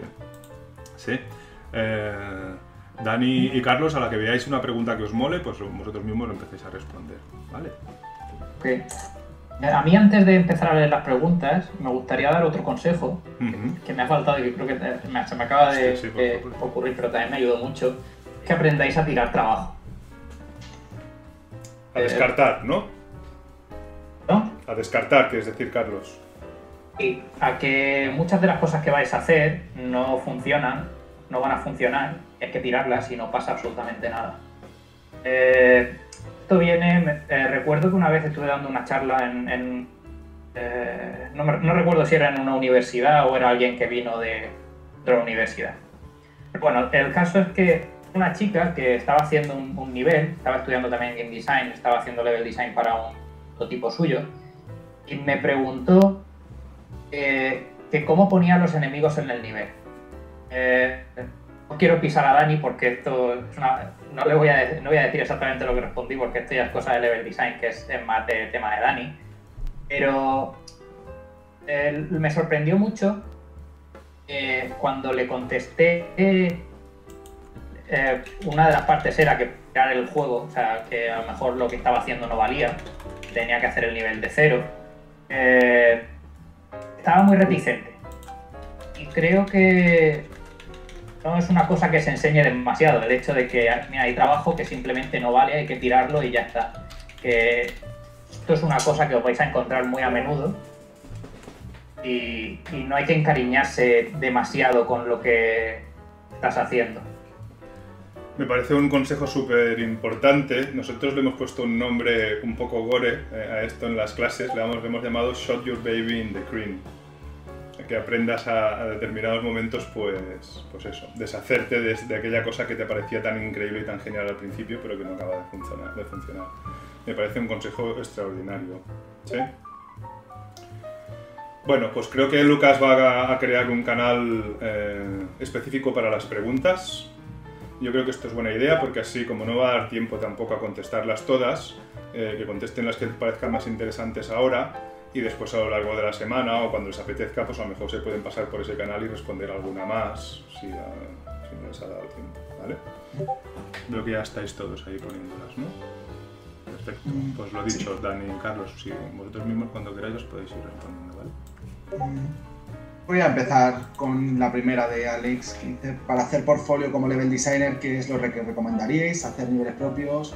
Para otros juegos, análisis de niveles, mejores de niveles es importante, especializarse en un tipo de design en concreto, para game designer. Vale, pues al level design creo que es completamente válido, es decir, puedes hacer desde un nivel para un juego que ya exista, que sería, yo creo, una forma bastante rápida y efectiva de ver que ese nivel pues es divertido y que encima te has sabido ceñir a unas mecánicas. Y bueno, puedes crear niveles en un motor gráfico y con un mini GDD de niveles, de specs del nivel. Es decir, como specs es specification, ¿no? Como una especie de documento de diseño pequeño del nivel, pues con el mapa top-down del nivel, de cómo, dónde estás poniendo pues, los objetivos, de cuál es el flow del nivel y bueno, y lo podéis hacer desde un whitebox de las bancas hasta vestirlos, si os veis con ganas y tenéis ese perfil un poco más artístico. A mí, por ejemplo, me gusta siempre vestirlos, aunque sea con assets existentes, pero sí, y al final, incluso si os creáis un blog para hablar de niveles de videojuegos, es totalmente válido. Así que cualquier cosa es buena, el caso es que hagáis. ¿Recomiendas alguna herramienta, Dani? ¿Alguna plataforma? Pues mira, ahora mismo tenéis salido una cosa que voy a compartir por el general, ¿vale? Tenéis Unity, tenéis Unreal, tenéis los editores de nivel, pero ha salido esto, que se llama Core Engine, que está hecho encima, por así decirlo, del propio motor gráfico de Unreal 4. Entonces, básicamente te da el framework para crear un montón de juegos, como un Battle Royale directamente, y te da prácticamente todo hecho. Lo único que tenéis que hacer es vestirlo o scriptar pequeños eventos con Lua, si va con Lua. Pero bueno, también, si no sabéis Lua puede ser un buen momento para aprender porque es un lenguaje de scripting que se pide y que de hecho yo tuve que usar en King para hacer algunos niveles. Sí. Diamond Dials. Creo que la gran mayoría lo saben, ¿de acuerdo? Yeah. Perfecto. Entonces recomiendas esta herramienta. Yo no la conocía. Perfecto. Salió hace muy poco. Muy bien, Portfolio Noise es muy importante. Tenéis, y aparte de esta herramienta, supongo que alguna plataforma tipo, pues no sé, plataformas estas varias que hay, porque hacerte una web personal, que es un trabajo importante también, ¿piensas que es interesante o simplemente tirar pues, de una plataforma que ya exista? Por ejemplo, en mi caso tengo ArtStation, porque al final no tengo que hacerme una web, que esto es para hacer nadie, ¿no? Y pagar el servidor y tal. Pero es que al final, hasta un simple PDF que esté bien estructurado, al final yo creo que el currículum tiene que ser 1 o 2 páginas. Podéis hacer currículums enormes porque al final es que no se lo leen. Y portfolio es igual, portfolio de mostrar los trabajos más orgullosos de ellos. Habrá gente que os diga que tenéis que hacer portfolios ad hoc para algunas empresas, porque evidentemente si vas a Blizzard, pues si solamente has jugado a juegos Capcom, a lo mejor no te cogen, o si tienes más el estilo de X o de Y. Pero al final creo que es muy importante el portfolio y sobre todo, al final, más que tener el estilo de la empresa, es que demuestre creatividad y que eres capaz de adaptarte a cualquier cosa. Guay. Bueno, perfecto. Os voy dejando contestando preguntas, ¿eh? Ahora vuelvo en un minuto. ¿Te parece bien? Yo voy a contestar la primera pregunta de Daniela. Me parece muy interesante. Cuando salí de la universidad, bueno, la pregunta es, cuando saliste de la universidad o del máster, ¿os sentís preparados a tope como para entrar a trabajar en King? Que las empresas piden 2 o 3 años de experiencia mínimo normalmente. Yo normalmente, o sea, lo que yo hice, había hecho prácticas de empresa en Piro. Es verdad que había trabajado suficiente, yo me consideraba que había trabajado suficiente como para el Junior Level Designer. Y de hecho puse que era Junior Level Designer en mi currículum directamente. No importa tanto, mi opinión, el cargo que ejercéis, lo que está escrito en vuestro cargo, sino el cargo que de verdad estáis ejerciendo. Entonces, si os dedicáis suficientemente bien a las prácticas de empresa, en el caso de que tengáis, y creéis que estáis preparados, pese a que no tengáis 2 o 3 años de experiencia, que normalmente se pone como lo mejor que puede pasar es que tengan 2 o 3 años de experiencia, vosotros seguir echando currículums y echar currículum, eso, para lo que os sintáis preparados.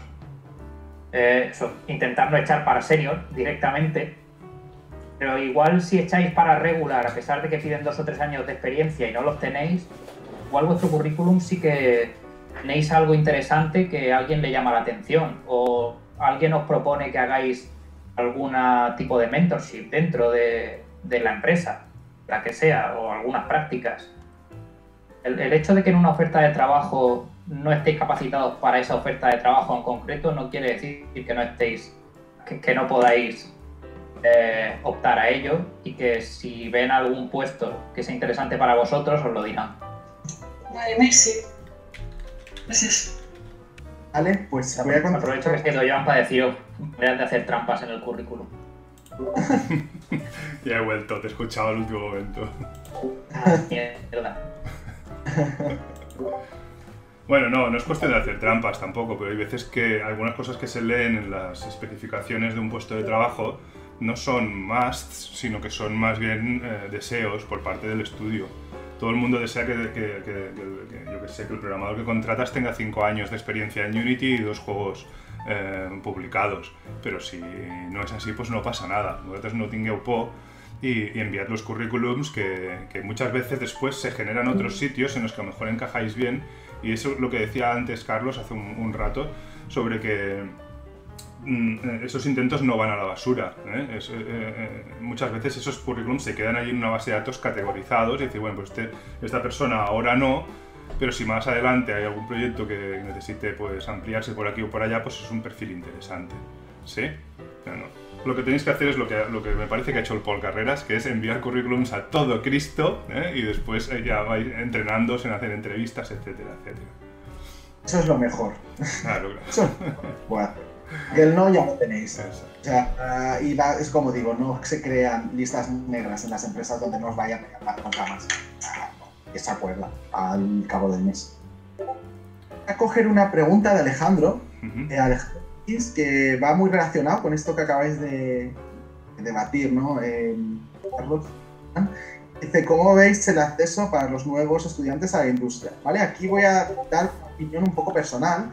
Es un poco la sensación que tengo. Creo que estamos, de momento, desgracia, en una industria bastante inmadura. Es decir, falta mucho por hacer, mucho por crecer, y es lo que dice Joan. Todo el mundo queremos al programador senior con 10 años de experiencia. Creo que deberíamos, bueno, no me incluyo, porque yo creo que pienso, o soy de las personas que pienso que un estudio necesita una persona senior y necesita una persona muy junior. O sea, al final todo el mundo tenemos que nutrir más de todo el mundo. Y evidentemente si todo, o sea, no por tener 20 juniors va a ir mejor las cosas, yo creo. Sino al final son más las personas y que pueda aportar una persona. Como persona en sí, ¿no? Y como el conocimiento que tiene, ¿no? O sea, a lo mejor un senior tiene 20 años de experiencia, que es muy, muy valiosa, pero a lo mejor no ha hecho una carrera centrada en videojuegos, y una carrera centrada en videojuegos pues también te da una serie de conocimientos. A lo mejor alguien senior pues ha costado más tiempo seguir, o incluso que, no sé, lo han dado por alto, no sé. Pero a lo que voy es que creo que vamos a ver si esto mejora. Las cosas mejoran y cada vez se van abriendo más las oportunidades a gente que no tiene experiencia, pero que sí tiene buenas ideas y pasión. Es muy importante, yo creo, al final la pasión y que te gusta tu trabajo. Bueno, pues poco a poco va ampliando equipo King y creo que tiene buenos planes para los próximos meses, años. Se ha truncado todo un poco con la situación actual, pero siempre ha tenido planes de crecimiento y siempre se ha mirado Barcelona con unos ojitos interesantes, ¿no? Sí, por eso siempre, o sea, nosotros siempre hemos sacado las Intership y siempre han sacado plazas para gente que acaba de salir de la universidad que se pueda unir, pero sí que es verdad que al final siempre se presentan un montón de personas, se cogen menos. Yo soy partidario perfectamente personalmente de que se cojan más personas, pero bueno, al final decisiones empresariales. Bueno, yo creo que estáis en un buen momento y que esto va a ser un boom, todo el tema de los juegos y el mercado para móviles sobre todo. Creo que es buen momento ahora para meter la cabeza. Perfecto. ¿Veis alguna pregunta más que os gustaría responder? Carlos, Dani. No sé, os dejo un rato para leerlas, claro, es que no os dejo tiempo. Uno interesante de Joel dice que si dentro de King es importante tener buen nivel de programación siendo diseñador. Yo creo, excepto en empresas bastante indies, donde ser diseñador significa ser todo, van bastante separadas. Y sí que es verdad que al principio en la industria era muy importante saber hacer de todo, pero yo creo que a día de hoy la figura del diseñador está suficientemente aislada, en el sentido de que se reconoce suficiente como para no necesitar un nivel de programación ni de arte. De hecho, yo conozco bastantes diseñadores que no tienen ni puñetera idea de programación o que no tienen ni idea de arte y no pasa nada. Sí que es verdad que cuanto más sepas de un tema, más fácil será comunicarte con otra gente. O sea, si yo tengo que hablar yo tengo algo de experiencia en programación por mi formación y para mí es relativamente fácil comunicarme con los programadores. Pero sí que es verdad que luego cuando intento comunicarme con los artistas, a veces me cuesta un poco más. Entonces, crear un poco no es necesario, está bien tener un poco, pero al final lo importante es saber lo que soy bueno, si es lo que soy malo y saber explotarlo. Vale, yo voy a intentar, porque Alex ha hecho un montón de preguntas al principio que creo que son interesantes, voy a intentar estar rápido, algunas. Bueno. Primera, ¿cuáles son los errores más de principiantes o cosas que veis presentes en muchos niveles o juegos que nos recomendaréis evitar? Diría usar 20.000 mecánicas en el mismo nivel o 20.000 mecánicas seguidas todas. No dar respiro al jugador, no darle un momento de un respiro, ¿no? Y que el juego sea fácil. Yo creo que el fácil está infravalorado, sobre todo en el tema de cuando eres diseñador, y creo que es un error bastante de junior, ¿no? Que el juego al final tenga que ser imposible. Bueno, el juego más que el juego, el nivel en este caso. Y de juegos que nos recomendaréis evitar o loop, hay el primer Nier, el que no es el Automata. El primero es un juego que es bastante malo objetivamente. Y de hecho, una cosa muy curiosa de ese juego es que se ríe, que no saben hacer juegos. Y yo creo que es muy interesante que veáis eso. De hecho, hay una parte que tiene bastante inspiración en la mansión del primer Resident Evil, que se ríen incluso de las proporciones, de cómo está hecho el escenario, se ríen dentro del juego de eso. Entonces es como muy interesante que, bueno, si echéis un ojo por YouTube o lo que sea, que creo que rompen un poco la barrera, ¿no? entre jugador y juego, y es bastante curioso. La mansión Spencer, quiero recordar que se llamaba, ¿no? Algo así. No estoy muy Efectivamente, seguro. justo. Hemos estudiado en clase algunos días, sí. Sí. Bueno, las skills que podemos fortalecer, pues yo creo que es al final hacer muchos niveles y colaborar y llevaros bien con todo el mundo. Yo creo que al final las soft skills, que son skills menos de hacer y más intrapersonales, ¿no? Son cosas que no vas a aprender en la universidad o en la industria, pero que al final son muy valiosas. Y no sé si hay alguna más de level design. Yo quería preguntar una cosa muy rápida. Antes nos habéis dicho que los mejores juegos para vosotros, ¿os mojaríais a decir el peor juego que habéis jugado o el peor nivel o el juego peor diseñado? ¿Tenéis algo así muy en cabeza para el juego bandera, el juego anatema o meme? No tengo nada muy en cabeza, pero porque yo soy muy fan de los juegos que son objetivamente malos. Vale. A mí personalmente me gusta mucho coger un juego que es malo jugarlo, que es malo pero tiene buenas ideas. De hecho, como el Nier, este que está hablando Dani, es al final jugarlo y ver por qué es malo y cómo podríais mejorarlo vosotros para hacer que esas ideas que tienes sean ideas jugables. Para mí es una manera muy interesante de practicar el game design sin tener que estar de una manera más rápida, sin tener que entrar en Está claro que se necesita una proactividad especial si quieres ser game designer, level designer. Que las cosas no te van a caer del cielo, que tienes que hacer todo un trabajo previo antes de entrar al estudio. Y cuando estás al estudio, hacerlo el doble. Es así de claro. O sea, la gente que quiera un trabajo de aquellos de, bueno, ya está, ya he entrado, ahora ya no tengo que hacer nada, simplemente mantenerme y sostenerme el resto de mi vida, no estáis en el sitio adecuado. Aquí hay que ser proactivo, si no, y hay que serlo mucho antes de entrar en el estudio y luego el doble. ¿De acuerdo? Chicos, si queréis contestar alguna última pregunta, Dani y Carlos. Pues, a ver. Si no, lo iremos cerrando. Aquí hay una muy buena de cómo se le dice que no a un product owner o un producer. A ver, va, que esta escucho yo también. A ver, muchas veces no hay que decirles que no. Pero porque esto radica un poco en el problema de comunicación que estaba hablando antes. Es probable que al decir no, el problema sea tuyo, ¿sabes? Es simplemente que es una persona que no tiene por qué saber comunicar exactamente lo que quiere, pero es posible que su idea sea tan buena y tan válida como las que más, o incluso sea la mejor. Para mí, lo importante es hablar con el producer o con el product owner con el que creáis que tenéis un problema e intentar entender exactamente qué es lo que se está pidiendo. A ver, lo mismo, el ejemplo que ponía antes, si os está pidiendo una mecánica de shooter para un Candy Crush, puzzle o similar, lo que quiere es la mecánica de shooter, pues a lo mejor esa persona no tenía que haber llegado a producer. Pero lo que se está pidiendo realmente es generar unas dinámicas y simplemente no sabe cómo expresarlo, eso es muchísimo más probable que ocurra. Lo importante no es decirle que no porque vosotros pensáis que no es así. Lo importante es entender bien el problema. Perfecto. Es una dinámica conciliadora, ¿eh? No tienes por qué enfrentarte, sino intentar ver qué es lo que quería y echarle un cable. Sí, tened cuidado que hay un par de producers en el canal y se va a notar. Pero bueno, muy bien. ¿Alguna última pregunta, Dani?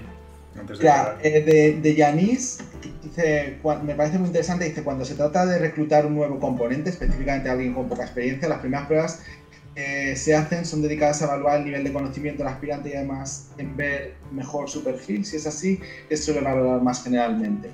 Vale, bueno, yo creo que aquí la actitud es muy importante. O sea, no la aptitud, que también las aptitudes son muy, muy importantes, pero al final la actitud, ¿no? En que vean que encaja, ¿no? Con la empresa y que tienen pues, lo que soy tan pesado, ¿no? Y tan reincidente con el tema de skills, ¿no?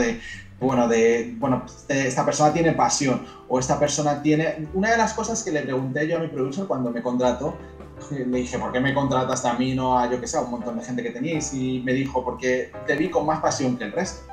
Al final yo creo que eso es muy importante, o sea, al final eso se tiene o no se tiene y al final lo van a ver. Entonces, si eres una persona que al final trabajas, usas los videojuegos, que le dedicas un montón de horas, siempre al final es muy complicado que no se te vea pasión.